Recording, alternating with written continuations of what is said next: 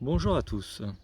Alors le titre est un peu provocateur, mais si je fais cette vidéo, et si elle est encore en ligne, c'est que je suis probablement toujours vivant.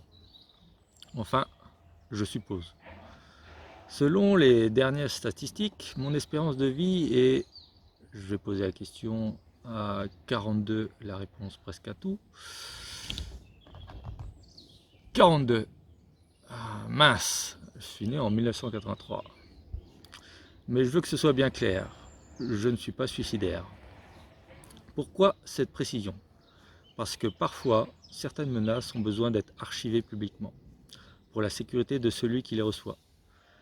Sauf si le fait de faire cette vidéo provoque un état instable d'une pathologie interne excessive d'hormones de testostérone enrobée d'une couche de schizophrénie.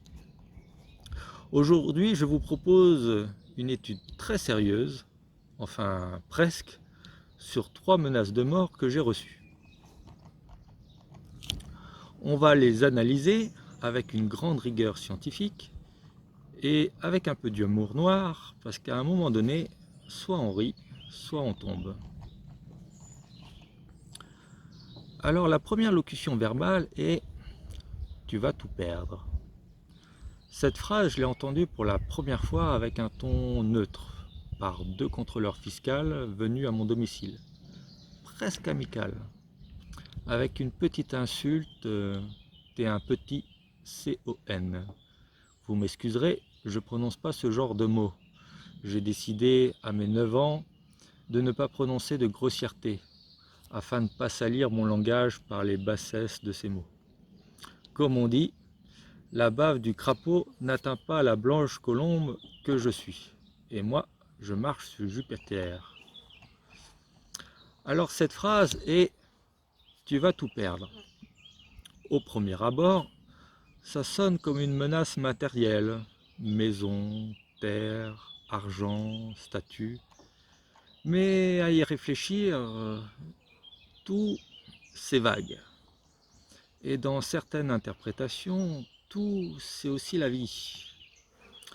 Analysons cette locution verbale sous le contexte de la sémantique humoristico-scientico-astico. L'hypothèse numéro 1. Alors, la perte des biens égale stress, égale infarctus, ou idée suicidaire, développement de maladies économiquement bien rentables. C'est subtil, mais indirectement, on pourrait mourir. En France, en 2022, il y a eu 9200 suicides. Mais vu que je ne suis pas suicidaire, j'y crois en tout cas. Je vais m'orienter vers l'infarctus, 140 000 décès, ou la rupture d'anévrisme, 68 702 décès. Il y a aussi l'accident de circulation, 3267 décès. L'hypothèse numéro 2, la perte de tout, y compris ses dents, ses poils, ses yeux, ses membres, sa dignité et sa foi en l'humanité. Là, c'est le décès symbolique. On a l'hypothèse numéro 3, si tout perdre inclut son squelette, je spoil un petit peu la suite, lien avec la menace suivante, on entre dans le dur. Conclusion. La menace est floue, mais redoutable. Elle mérite au moins une mention dans un manuel de torture psychologique douce.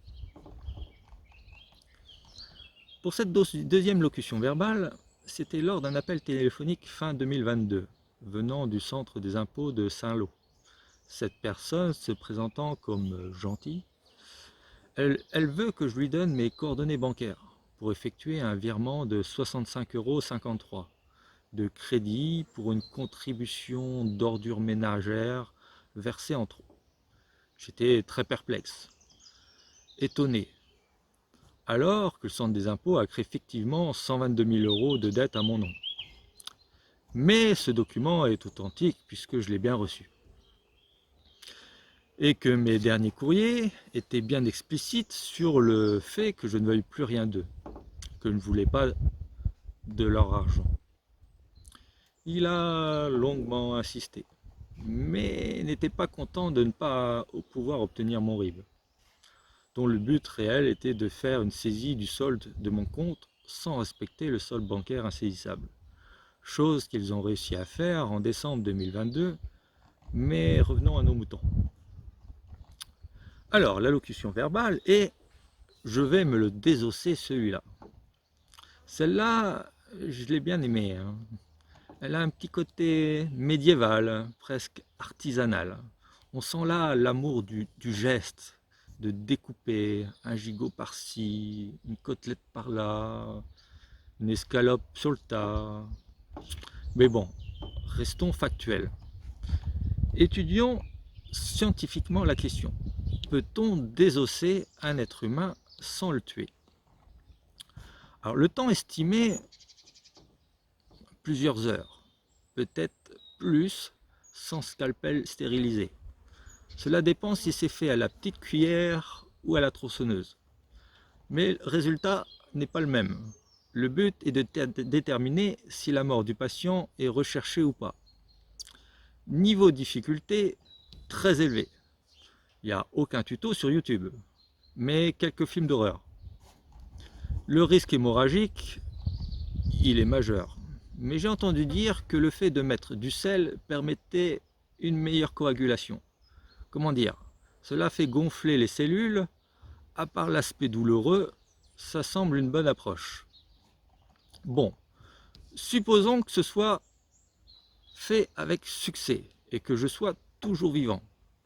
Là, le désosseur entre dans l'histoire. Il vient de réaliser une prouesse chirurgicale. Jamais vue. Prix Nobel en perspective. Mais problème numéro 2. Peut-on survivre sans boîte crânienne? Le cerveau, même bien irrigué, a besoin d'un toit. Il n'aime pas la pluie, ni les chocs, ni l'air libre.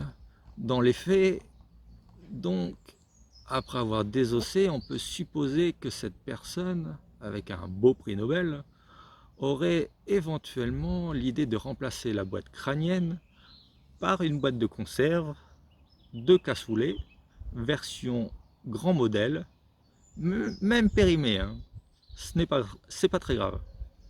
Mais il faut quand même éviter les fuites. Donc, pas trop rouillé, avec un couvercle à vis pour les pensées qui débordent.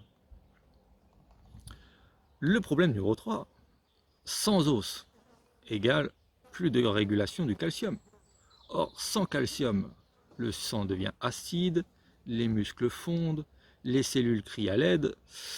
Dans ce cas de figure, après l'obtention d'un deuxième prix Nobel sur les qualités fantastiques de ce chirurgien en herbe, on peut supposer que celui-ci prendra des précautions nécessaires pour ajouter un petit peu de chaux blanche ou quelques cailloux pour les minéraux dans le corps du patient. Certainement, une troisième opération serait nécessaire afin d'ajouter l'ensemble de ces éléments. Bien sûr, le niveau de souffrance du patient, c'est-à-dire moi-même, doit être régulé au plus juste et bien équilibré. Le dosage entre découpe et pause pour éviter l'arrêt cardiaque. Si quelqu'un arrive à me désosser sans me tuer, qu'il se présente au CHU ou au Cirque du Feu. Conclusion. Désosser quelqu'un sans le tuer, c'est possible. Dans une autre dimension, avec des outils magiques et un cerveau dans une valise. Abordons la troisième locution verbale.